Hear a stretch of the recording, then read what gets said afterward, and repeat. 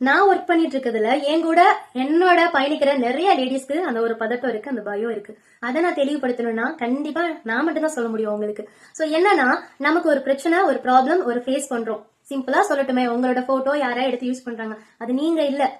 கண்டிப்பா அது நீங்க இல்ல. உங்க மனச்சாட்சிக்கு தெரியும், உங்க ஃபேமிலியில இருக்கிறவங்க தெரியும். நீங்க ஏன் பயப்படணுங்கன்னு கேக்குறேன். நீங்க ஏன் பயப்படணும்?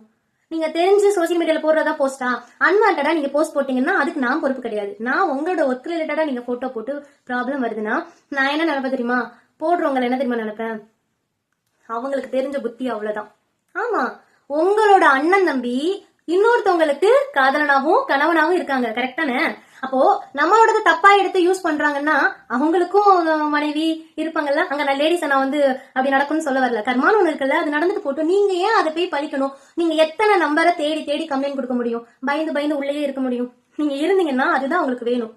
நான் தப்பா பண்ணணும்னு சொல்லல, சரியா பண்ணுங்க, தெளிவா பண்ணுங்க. ஒரு போஸ்ட் போட்டு ப்ராப்ளம் வருதுன்னா அதுக்கு அதை நீங்க ஃபேஸ் பண்ணுங்க. பயந்தீங்கன்னா கண்டிப்பா அடுத்த மூவ் ஆக முடியாது. நான் ஃபேஸ் பண்ணேன், போங்கடான்ட்டு போறேன், அவ்வளவுதான் விஷயம். என் ஹஸ்பண்டுக்கு என்னை பத்தி தெரியும், என் அண்ணனுக்கும் தம்பிக்கும் என்னை பத்தி தெரியும், என் அப்பாவுக்கு தெரியும், போதுமானது.